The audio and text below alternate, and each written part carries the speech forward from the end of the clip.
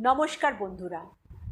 বাংলা সাহিত্যের ইতিহাসে বিভিন্ন ধরনের গল্প, যেমন ছোট গল্প, বড় গল্প, ভৌতিক গল্প, রহস্য রোমাঞ্চকর গল্প, হাসির গল্প ইত্যাদি দিয়ে সাজানো আমার এই চ্যানেলটি শুধুমাত্র তোমাদের জন্য।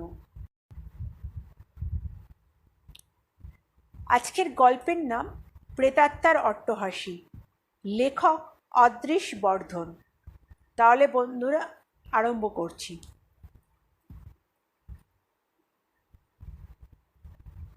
আপনি বিশ্বাস করেন? বললে ইন্দ্রনাথ। শুনলে গায়ে কাঁটা দেবে আপনারও। ওরাই তো ছেলেটার মাথায় পাথর ফেলেছিল। দীর্ঘ নিঃশ্বাস ফেললেন রামধন চক্রবর্তী। ভদ্রলোক যেমন লম্বা তেমনি রোগা, ফর্সা, চোখে সোনার চশমা, গায়ে আদ্যির পাঞ্জাবি আর ধুতি। শৌখিন পুরুষ, বয়স 60-এর ঊর্ধ্বে। গোটা মুখখানায় দাম্ভিকতার মাখানো, যেন ধরাকে সরা জ্ঞান করছেন। ছোট ছোট দুই চোখ বেশ কুটিল। জগৎটাকে সোজাভাবে দেখতে অভ্যস্ত নন তিনি। কথা হচ্ছে ইন্দ্রনাথের সুভাষ সরোবরের বাড়িতে। সকালের রোদ জানলা দিয়ে এসে পড়েছে রামধনবাবুর পিঠে। মাথা নেড়ে কথা বলার সময় পেছনের রোদ মাথার পাশ দিয়ে চশমার পুরো লেন্সে পড়ে ঝিলিক দিচ্ছে। কুটিল চোখ দুটোর ওপরে যেন ক্ষণে ক্ষণে বিদ্যুৎ ঝলসাচ্ছে। রৌদ্র ঝলকিত চোখ দুটোর দিকে এক দৃষ্টি চেয়ে রইল ইন্দ্রনাথ। বললে, জায়গাটা কি পাহাড় ঘেরা? হ্যাঁ। প্রেতাত্মার অট্টহাসি পাহাড়ে পাহাড়ে ধাক্কা খেয়ে দূরে মিলিয়ে যায়, আকাশে উঠে যায়। কামান গর্জন শোনা যায়, ফটফট করে গাদা বন্দুক ছোড়ার আওয়াজ হয়। আপনি বলছেন সিপাহীরা মরে গিয়েও মহড়া দিচ্ছে, লড়ছে ইংরেজদের সঙ্গে? ওখানকার লোকই তো বলে, সিপাহী বিদ্রোহ খতম হওয়ার পর যারা পালিয়ে এসে লুকিয়েছিল পাহাড়ে, ইংরেজরা তাদের পিটিয়ে মেরে ফেলে। ভূত হয়ে তারা আজও হাসছে। শুনেছি এই ভূতেরাই আপনার ছেলের মাথায় মস্ত পাথর ছুঁড়ে ফেলেছিল। আজ্ঞে, মা মরা একমাত্র ছেলে আমার, তাই বড় জেদি। নিশুতি রাতে বেরিয়েছিল প্রেতাত্মার খোঁজে, সারা রাত বাড়িতে ফেরেনি। সকালে ফিরে এলো ওর ঘোড়া। ঘোড়া চড়তে জানতো নাকি আপনার ছেলে? ভালো রকম। আমিও তো জানি। পুরসচিতেও সব খেলা ওকে আমি শিখিয়েছি, যেমন রাইফেল ছোড়া, ঘোড়া ছোটানো, সাঁতার। ছেলের চেহারাও সেরকম ছিল, আমার মতন লম্বা, তবে রোগা নয়। জান শক্ত বলেই আজও বেঁচে রয়েছে, মরে থাকারই সমান। ঘোড়াই পথ চিনিয়ে গেল আপনাকে। বড় প্রভুভক্ত ঘোড়া তো। হ্যাঁ, বড় প্রভুভক্তই ঘোড়া। পিঠে বন্দুক ঝুলছে, হ্যাভারসেক ঝুলছে। নেই শুধু আমার ছেলে আর দড়িদড়া। চেপে বসলাম পিঠে। টকবগিয়ে নিয়ে গেল ভীষণ ঘন জঙ্গলের মধ্যে। খোঁচা খোঁচা পাহাড় ঠেলে উঠেছে যেখানে, সেখানে একটা পাহাড়ের তলায় পড়েছিল ছেলে। ছেলেকে ঘোড়ায় তুলে যখন ফিরে আসছেন, তখন আবার প্রেতাত্মারা ব্যঙ্গের অট্টহাসি হেসেছিল। দিনের বেলায় গা ছমছম করে উঠেছিল আমার। দড়ি দড়া যা সঙ্গে নিয়ে গেছিল আমার ছেলে, ওই অবস্থায় দড়ি খোঁজও করা যায়? রামধনবাবু ঝলকিত চক্ষু যেন জ্বলে উঠল। এক নজরে আশেপাশে দেখিনি। মাটি কাঁপছে তখন থরথর করে। মাটি কাঁপছে? প্রেতাত্মারা যখন হাসে মাটি পর্যন্ত কাঁপে। আমার তো পুরনো বাড়ি, তার নড়বড়ে দরজা জানলাও খটখট করে। জেনে শুনে অমন বাড়ি কিনলেন কেন? সস্তায় পেলাম বলে। ইংরেজের অত্যাচারে যে রাজা লুকিয়ে থাকবার জন্য ওই বাড়ি বানিয়েছিলেন, তিনিই হয়েছেন নির্বংশ। বন জঙ্গলে প্রেতাত্মার অট্টহাসি শুনতে কে আর যাবে বলুন? তার উপরে যাযাবরে জঙ্গলিদের অত্যাচার, ভয়ানক নৃশংস। শুনেছি খিদে পেলে তারা মানুষের মাংস কাঁচা খায়। এরকম এক আদিবাসীর কথা আমি শুনেছি, কখনো দেখিনি অবশ্য। আপনি দেখেছেন? হ্যাঁ। সিধে হয়ে বসল ইন্দ্রনাথ। বলেন কি? কোথায়? আমার বাড়িতেই। আপনার মাংস খেয়ে যায়নি তো? কেন খাবে? ওদের দেবতা যে রয়েছে আমার বাগানে। বলুন বলুন, খুলে বলুন তো সব। যে রাজা এই বাড়ি বানিয়েছিলেন তিনি ছিলেন মহা খলিফা। স্থানীয় আদিবাসীদের কবজায় রাখবার জন্য ওদের জঙ্গলের দেবতার মতন দেখতে এক পাথরের দেবতা বানিয়ে প্রতিষ্ঠিত করেছিলেন বাগানের মন্দিরে। ওদিককার পাঁচিলের ফটকটাও আলাদা। সোজা জঙ্গল থেকে বেরিয়ে এসে পুজো দিয়ে জঙ্গলেই ফিরে যায় নরখাদকরা। আমি বারান্দায় বসে লুকিয়ে লুকিয়ে দেখেছি। মন্দিরের দেবতাও দেখেছেন? সে এক আশ্চর্য দেবতা মশাই, চোখ কপালে তুলে যখন তখন কাঁদে। এতক্ষণে এক টিপ নস্যি নিল ইন্দ্রনাথ।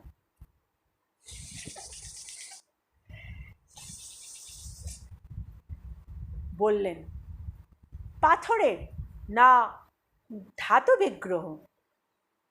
পাথরের। দেখতে কীরকম? অনেকটা শিব ঠাকুরের মতন আবক্ষ মূর্তি, একটা পাথরের বেদির ওপর বসানো, মাথায় জটার মতন সাপ, গলায় পেঁচিয়ে রয়েছে সাপ, ড্যাবা ড্যাবা চোখ, দেখলে ভয় পায়। যখন তখন কাঁদে। প্রেতাত্মাদের অট্টহাসি শেষ হলেই কাঁদে। দরজা জানলা যখন খটখট করে, মাটি থরথর করে, তখন সে চোখ উল্টিয়ে কাঁদে। যাকে বলে শিবনেত্র হওয়া, ঠিক সেই রকম। ফোঁটা ফোঁটা জল গড়িয়ে পড়ে গাল বেয়ে। কেন কাঁদে জানেন?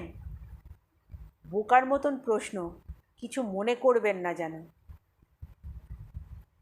সিপাহীদের শোকে, যাদের নৃশংসভাবে খুন করেছিল ইংরেজরা। কার কাছে শুনলেন? আদিবাসীরাই অঙ্গিভঙ্গি করে বলেছে, ওরা আমাকে মানে, আমার ছেলেকেও ভালোবাসে। ছেলে আজও নার্সিংহোমে, ক্যালকাটা হসপিটাল ফর নিউরো ডিসএবিলিটিতে। 2 বছর?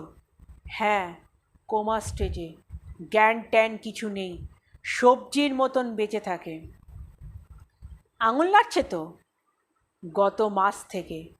চোখ খুলেছে? হ্যাঁ। কথা বলছে? না। তবে আপনি আমার কাছে এসেছেন কেন?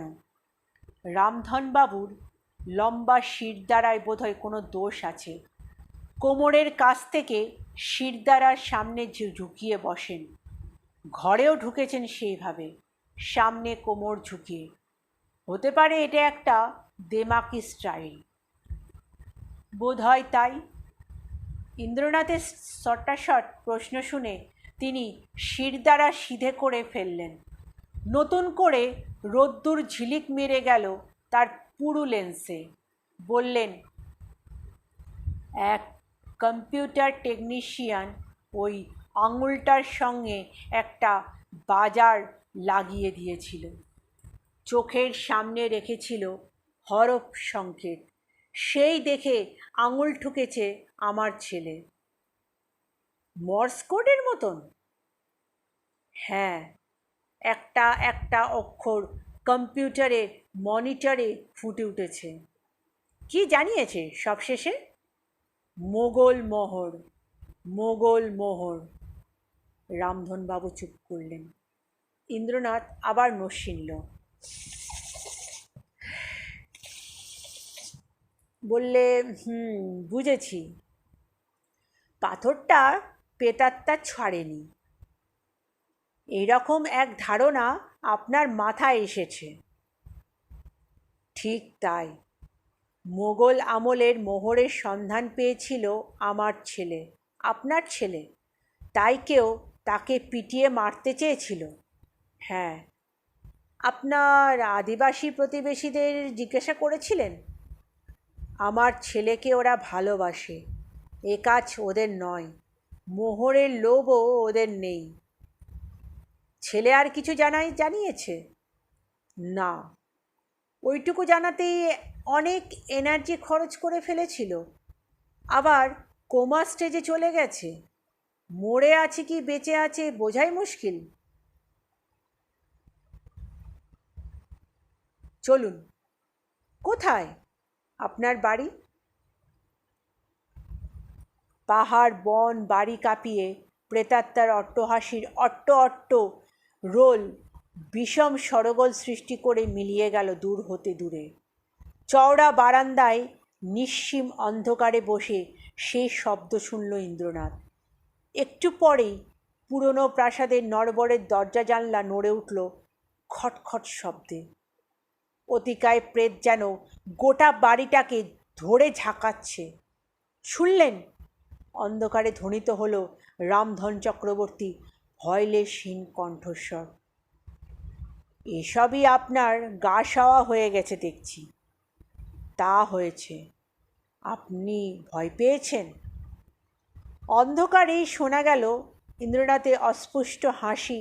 মজা পেয়েছি। আপনার অনুগত প্রজারা কি এখানে দেবদর্শনে আসে? আদিবাসীরা? না। উঠুন। কোথায় যাবেন? বিগ্রহ দর্শনে? বাগান তো নয়, জঙ্গল। টর্চের আলোয় পথ দেখিয়ে নিয়ে গেলেন রামধনবাবু। দেমাকি স্টাইলে তিনি হাঁটছেন, শিরদাঁড়া সামনে ঝুঁকিয়ে। দেউলের সামনে এসে টর্চ ঘুরিয়ে দেখালেন। বললেন, শিব মন্দির বলে মনে হচ্ছে না? ইন্দ্রনাথ বললেন, ভেতরে চলুন। পাথর বাঁধাই চত্বর পেরিয়ে নিচু খিলেনের তলা দিয়ে রামধনবাবু পিছনে বিগ্রহের সামনে গিয়ে দাঁড়ালেন ইন্দ্রনাথ। পাথর বাঁধাই আবক্ষ শিবমূর্তি, জঙ্গলিদের হাতে বিকট চেহারা নিয়েছে। যে বেদিতে বসানো সেটা লম্বায় চওড়ায় প্রায় 10 ফুট, চতুষ্কোণ পাথর দিয়ে তৈরি। রামধনবাবু শটান টর্চ মেরেছিলেন বিগ্রহের চোখের ওপর। বললেন, দেখেছেন? দেখছি। বিগ্রহের ড্যাবা ড্যাবা চোখের মণি একটু একটু করে উপরে উঠে যাচ্ছে। একেবারেই উঠে গেল। চোখের সাদা অংশ ছাড়া কিছুই দেখা যাচ্ছে না। লাফিয়ে বেদির উপর উঠে পড়ল ইন্দ্রনাথ। পকেট থেকে বের করলো কম্পাস। ছুঁচলো মুখ দুটো দিয়ে চোখের সাদা অংশ মেপে বললে, প্রায় 1.5 ইঞ্চি। গুরুগম্ভীর গলার পিছন থেকে রামধনুবাবু বললেন, কাজটা ভালো করলেন না। পবিত্র বেদিতে পা দিয়েছেন, আদিবাসীরা যদি জানতে পারে। চোখের তারা নামছে, বললে ইন্দ্রনাথ। টর্চের জোরালো ফোকাস দেখা গেল সেই অভাবনীয় দৃশ্য। আস্তে আস্তে কালো পাথরের মণিকা নামছে নিচে। 1/2 ইঞ্চিটা সাদা অংশ মিলিয়ে যাচ্ছে একটু একটু করে।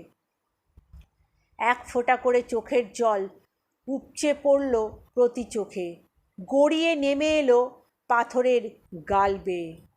আবেগহীন গলায় বললেন রামধনবাবু, নিহত সিপাইদের শোকে আজও কেঁদে চলেছে পাথরের দেবতা। সেই সঙ্গে বাতলে দিচ্ছে মোগলমোহরের হদিশ। এই পাহাড় জঙ্গলে নদী কোথাও নেই। অন্ধকার বারান্দায় ফিরে এসে বললে ইন্দ্রনাথ, কিন্তু একটা ঝর্ণা আছে। পাহাড়ের গুহা থেকে লাফিয়ে বেরিয়ে এসে নিচে নেমে পাতালে ঢুকে গেছে, বললেন রামধনবাবু। ফল্গু নদী হয়ে গেছে।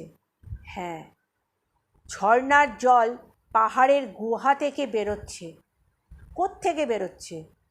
নিশ্চয়ই আর একটা ফল্গু নদীর জল। নিশ্চয়ই। এখানকার পাহাড় জঙ্গল এমন কিছু উঁচু নয় যে সেখানকার জমা জল গড়িয়ে এসে নদী বানাবে। ফল্গু নদী পাহাড়ের অত উঁচুতে উঠে তোড়ে গুহা দিয়ে বেরোচ্ছে কি করে, তা নিয়ে কিছু ভাবেননি? না। কেন ইন্দ্রনাথবাবু? আপনার ছেলে ভেবেছিল, তাই মোগলমোহর সন্ধান পেয়েছিল? বিগ্রহের কান্না তার মনে প্রশ্ন জাগিয়েছিল। বিজ্ঞান জানা মন নিয়ে সে প্রশ্নের সমাধানও করেছিল। রামধনবাবু, আপনার ছেলে একটা রত্ন ছিল। অন্ধকারে শোনা গেল রামধন চক্রবর্তীর পাঁজর খালি করা নিঃশ্বাস। তালে তাল দিয়ে প্রেতাত্মারা অট্টহাসি হাসল ঠিক এই সময়। প্রাসাদের দরজা জানলাও কাঁপল ঠকঠকিয়ে। আওয়াজ টাওয়াজ থেমে যেতেই ইন্দ্রনাথ বললেন, বরিশাল কামান নির্ঘোষে ঘটনা জানেন? সেটা আবার কি? গোটা পৃথিবী জানে, যার নাম চাল ভাজা তার নাম মুড়ি। বরিশাল কামান, মিস্ট ফোফার্স এর আর বাতাস কম্প একই জিনিস। ব্যাখ্যা করুন। অদ্ভুত বিস্ফোরণে শব্দ পৃথিবীর নানা জায়গায় শোনা যায় আজও।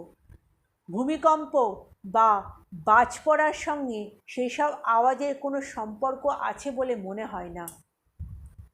ডিনামাইট আবিষ্কারের আগে অথবা শব্দের চেয়ে বেশি স্পিডে অ্যারোপ্লেন উড়িয়ে গেলে বাতাস ফেটে পড়ার অনেক আগে থেকেই এ আওয়াজ শোনা গেছে। উত্তরের সমুদ্রের নাবিকরা শুনেছে ঠিক যেন গুড়ুগোড়ো গুম গুম শব্দ গড়িয়ে যাচ্ছে দূর হতে দূরে। ওরা তার নাম দিয়েছে মিস্ট ফোফার্স। 1896 সালে বিলেতের নেচার কাগজে বেরোলো অবিশ্বাস্য সেই খবর। ধুবড়ির উত্তরের দিনে এবং রাতে শোনা যাচ্ছে কামান দাগার অথবা বন্দুক ছোড়ার আওয়াজ। এই আওয়াজের নাম দেওয়া হয়েছে বরিশাল কামান।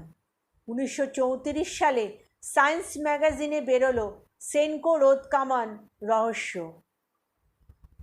নির্ঘোষ শোনা যায় যেন সব দিক থেকেই। ইতালিতে এই শব্দকেই বলে ম্যারিনা অথবা ব্রনটিডি।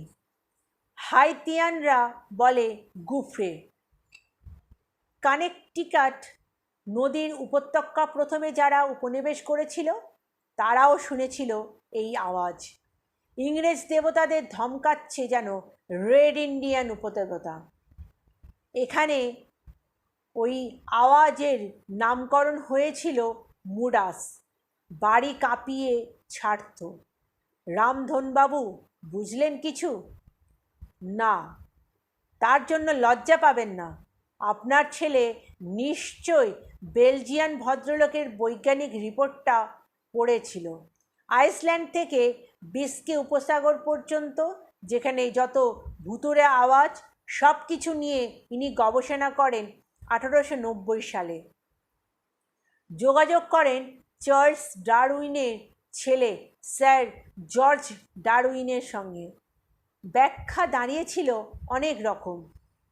যথা এই প্রথম উৎসুক মনে হলো রামধন চক্রবর্তীকে।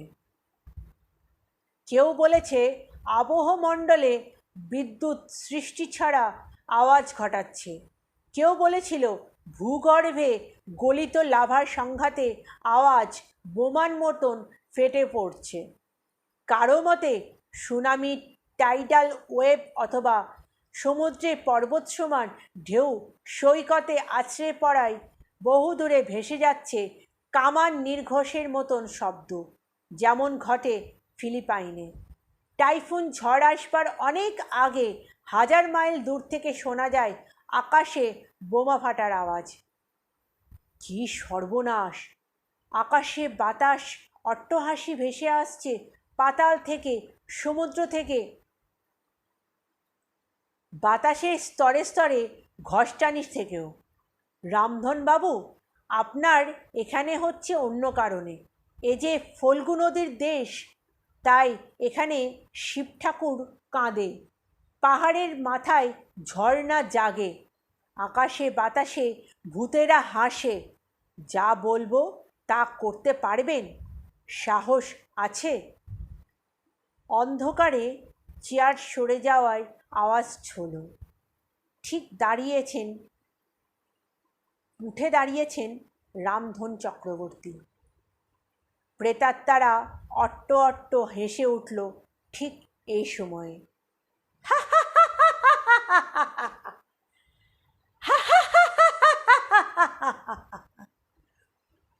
দরকার ছিল একটা শাবল আর একটা কোদালের। জোগাড় করে দিলেন রামধনবাবু। পাথরের খাঁজে চার মেরে শিবমূর্তিকে উল্টিয়ে ফেলে দিল ইন্দ্রনাথ। খুব সহজে অবশ্য নয়, ইন্দ্রনাথ বলেই পেরেছিল, কিন্তু ঘেমে নিয়ে গেছিল। মুচকি হেসে বলেছিল, কি বুঝলেন? ঢোক গিললেন রামধনবাবু। মনে হচ্ছে বিগ্রহ আগেই উল্টানো হয়েছিল। পাথরের জোরে শাবল মারার স্পষ্ট দাগ দেখলাম।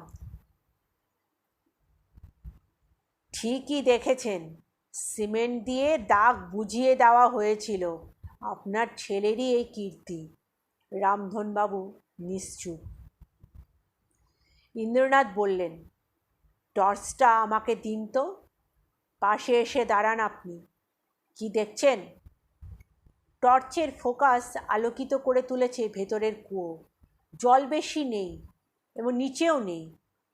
টর্চ ঘুরিয়ে বিগ্রহের চোখে ফোকাস করল ইন্দ্রনাথ। চোখে আঙুল দিতেই চোখ সরে গেল উপরের দিকে। মার্বেল গুলিতে আঁকা চোখ, ফাঁপা গুলি। টর্চ এনে এবার উল্টোনো বিগ্রহের তলদেশে ফোকাস করতেই চক্ষু স্থির হয়ে গেল রামধনবাবুর। ভেতরটা বিলকুল ফোপড়া, শ্যাওলা ভর্তি, জল চুয়ে পড়ছে শ্যাওলা থেকে। প্রেতাত্মারা হেসে উঠল আকাশে। কুয়োর জল দমক মেরে মেরে উঠতে লাগলো ওপরে।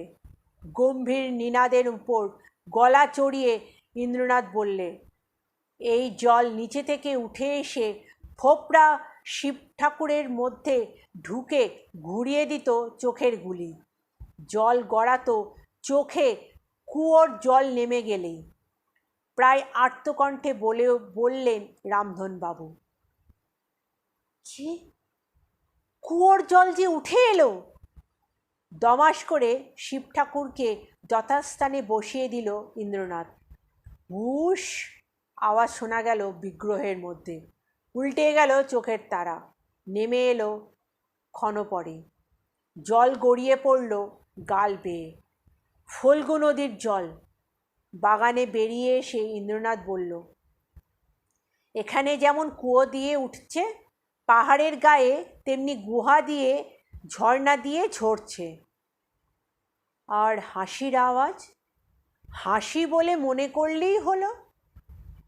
বুম বুম শব্দের ধ্বনি, আর প্রতিধ্বনিকে প্রেতাত্মার অট্টহাসি বললে খাপ খেয়ে যায় নিহত সেপাইদের কাহিনীর সঙ্গে। সমুদ্র এখান থেকে বেশি দূরে নয়।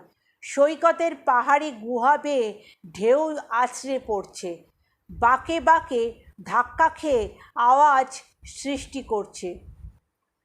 ফল্গু নদীর জল বাড়ছে, শিব ঠাকুরের জল নড়ছে, আর চোখ নড়ছে, ঝর্ণা সৃষ্টি হচ্ছে।